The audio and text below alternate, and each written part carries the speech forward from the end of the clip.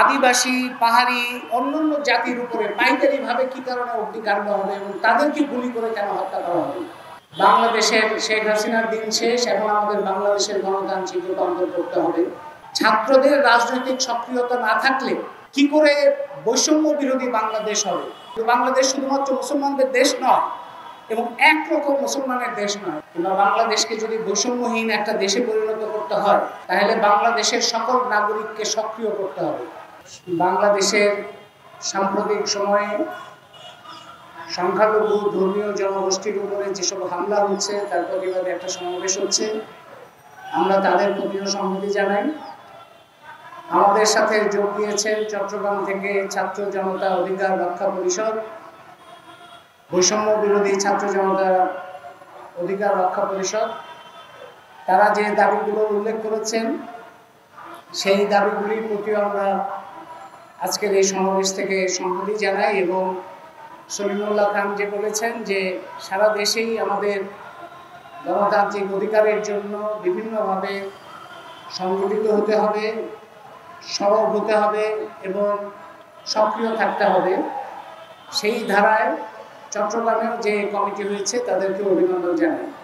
বিভিন্ন পর্যায় থেকে আমরা বক্তব্য শুনলাম, শিক্ষার্থীদের প্রতিনিধিদের বক্তব্য শুনলাম এবং তাদের সবার বক্তব্য থেকে বর্তমান যে পরিস্থিতি আমরা দেখতে পাচ্ছি, আপনারাও দেখছেন, তাতে আমাদের উদ্বেগ প্রকাশিত হচ্ছে। আমাদের এই সময়ে বিশাল আশাবাদ নিয়ে বা প্রত্যাশা নিয়ে আমরা দাঁড়িয়েছি। আমাদের মনে আছে ২রা আগস্ট যে দোহযাত্রা হয়েছিল, সেই দোহযাত্রায় আমরা বাংলাদেশের গণতান্ত্রিক রূপান্তরের ডাক দিয়েছিলাম। আমরা বলেছিলাম যে বাংলাদেশের শেখ হাসিনার দিন শেষ, এখন আমাদের বাংলাদেশের গণতান্ত্রিক রূপান্তর করতে হবে, বৈষম্যহীন বাংলাদেশ প্রতিষ্ঠা করতে হবে। বৈষম্যহীন বাংলাদেশের আকাঙ্ক্ষা নিয়েই শিক্ষার্থী জনতার গণ অভ্যুত্থানে ৫ই আগস্ট স্বৈরতন্ত্রী সরকারের পতন হয়েছে, যারা এখানে ফ্যাসিবাদ কায়েম করার চেষ্টা করেছিল। সেই পতনের পর অন্তর্বর্তী সরকার ক্ষমতায় আছেন এখন। সেই অন্তর্বর্তী সরকারের কাছে আমাদের প্রত্যাশা তাই অনেক বেশি। কিন্তু আমরা দেখতে পাচ্ছি যে যে ধরনের ঘটনাগুলো ঘটছে, আমাদের একটা যদি গণতান্ত্রিক রূপান্তর করতে হয় কিংবা বাংলাদেশকে যদি বৈষম্যহীন একটা দেশে পরিণত করতে হয়, তাহলে বাংলাদেশের সকল নাগরিককে সক্রিয় করতে হবে, সকল নাগরিকের অংশগ্রহণ নিশ্চিত করতে হবে এবং সকল পর্যায়ে সংগঠিত শক্তির বিকাশ ঘটাতে হবে।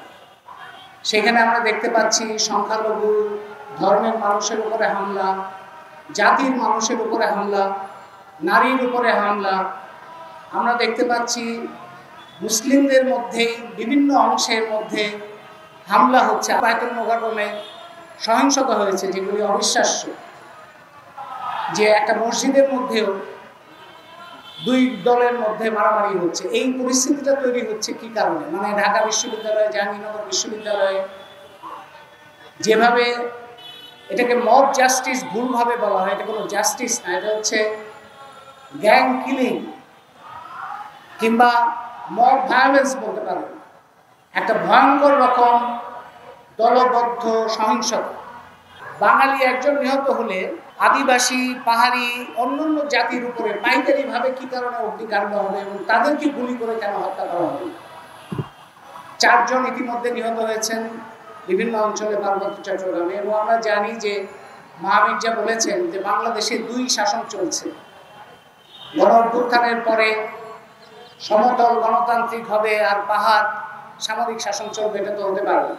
সেই অবস্থারই একটা ধারাবাহিকতা আমরা দেখতে পাচ্ছি। পার্বত্য চট্টগ্রামে বন জনগোষ্ঠীকে পাইকারিভাবে আটকে রাখা হয়েছে, তাদেরকে এখন পর্যন্ত মুক্তি দেওয়া হয়নি। আমরা অনেক ক্রিমিনালের মুক্তি দেখতে পাচ্ছি, দাগী আসামির মুক্তি দেখতে পাচ্ছি, কিন্তু নিরীহ শিশু, কিশোর, বন, যাদের কোনো অপরাধ নাই, তাদেরকে আটকে রাখা হয়েছে, এখনো ছাড়া হয়নি। মামলা প্রত্যাহার করা হয়েছে অনেক দাগী আসামি, কিন্তু যারা শ্রমিক আন্দোলনে যাদের নামে পাইকারিভাবে মামলা করা হয়েছে, তাদের মামলা প্রত্যাহার করা হয়নি। নারী কি পোশাক পরবে সেটা নিয়ে নারীর উপরে আক্রমণ চলছে, নারীর কি পেশা সেটা নিয়ে তাদের উপর আক্রমণ করছে। সরকার থেকে সেগুলো নিয়ে কিছুই বলা হচ্ছে না।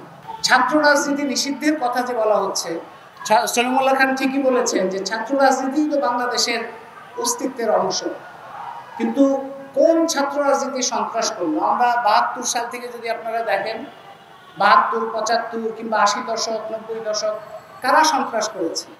সন্ত্রাস করেছে যখন আওয়ামী লীগ ক্ষমতায় ছিল, ছাত্রলীগ, যখন বিএনপি জামাত ক্ষমতায় ছিল তখন ছাত্র দল, ছাত্র শিবির, তারা সন্ত্রাস করেছে। যখন জাতীয় পার্টি ক্ষমতায় ছিল তখন জাতীয় ছাত্র সমাজ, তারা সন্ত্রাস করেছে। কিন্তু এই সন্ত্রাসীর বিরুদ্ধে লড়াই করেছে কারা? দখলদারিত্বের বিরুদ্ধে লড়াই করেছে কারা? বৈষম্যের বিরুদ্ধে লড়াই করেছে কারা? আপনি নিষিদ্ধ করলেন ছাত্র ইউনিয়ন, ছাত্র ফেডারেশন, ছাত্র ফ্রন্ট, ছাত্র কাউন্সিল, এদের রেকর্ড কি? এদের ইতিহাস কি? এরা তো সবসময় সাধারণ শিক্ষার্থীদের স্বার্থে তাদের পাশে সমস্ত জীবন ঝুঁকি নিয়ে তারা লড়াই করেছে। এবং বৈষম্য বিরোধী যে গণ অভ্যুত্থান হলো, ছাত্র শিক্ষার্থী গণ অভ্যুত্থান, সেখানেও তারা অংশগ্রহণ করেছে। তারা যদি নিষ্ক্রিয় হয়ে যায় তাহলে সক্রিয় হবে কারা? সন্ত্রাসী হওয়ার জন্য তো দল লাগে না। এখন যে এই যে সন্ত্রাসটা হলো, গ্যাং কিলিং যেটা হলো, তার বিরুদ্ধে প্রতিরোধ কে তৈরি করবে? গ্যাং কিলিং যারা করেছে তারা তো কোনো সংগঠনের নাম দিয়ে করে নাই, কিন্তু তারা কোনো না কোনো জায়গা থেকে আশীর্বাদ পেয়েছে, কোনো না কোনো জায়গা থেকে তারা ক্ষমতার অংশীদারিত্ব পেয়েছে। তো তাদেরকে নিষিদ্ধ না করে, আমরা সবসময় বলেছি যে বিশ্ববিদ্যালয়ের সন্ত্রাস এবং দখলদারিত্বকে নিষিদ্ধ করেন, ছাত্র রাজনীতি তো নিষিদ্ধ করা যাবে না। ছাত্রদের রাজনৈতিক সক্রিয়তা না থাকলে কি করে বৈষম্য বিরোধী বাংলাদেশ হবে? বৈষম্যহীন বাংলাদেশ করার জন্য বিশ্ববিদ্যালয়গুলোতে সন্ত্রাস মুক্ত করতে হবে, দখলদারিত্ব মুক্ত করতে হবে, কিন্তু ছাত্র রাজনীতি অবশ্যই সেখানে সক্রিয়ভাবে রাখতে হবে। ধর্মীয় বৈষম্য, বাংলাদেশে মুসলমানরা সংখ্যাগরিষ্ঠ, কিন্তু বাংলাদেশ শুধুমাত্র মুসলমানদের দেশ নয় এবং একরকম মুসলমানের দেশ নয়। ইসলাম ধর্মের মধ্যেই বহু ধারা আছে। আমরা এই যে বিভিন্ন ধরনের সংঘাত সহিংসতার মধ্যেই দেখতে পাচ্ছি। সুতরাং সবার অধিকারগুলো, সবার মধ্যে কোনো রকম বৈষম্য রাখা যাবে না। আমরা জানি, আমরা এটা বুঝতে পারি, আমরা সচেতন আছি যে এই অন্তর্বর্তী সরকার মাত্র কিছুদিন আগে ক্ষমতায় বসেছে এবং তাদের হাতে তাদের সীমাবদ্ধতা আমাদের জানা আছে। তারা যে এগুলি সব সমাধান করতে পারবে তা না, কিন্তু তারা এটার ভিত্তি তৈরি করতে পারে। সংবাদ, ফিচার ও অনুষ্ঠানের জন্য ভিজিট করুন সংবাদ প্রকাশের ওয়েবসাইট এবং যুক্ত থাকুন ফেসবুক পেজ ও ইউটিউব চ্যানেলের সঙ্গে।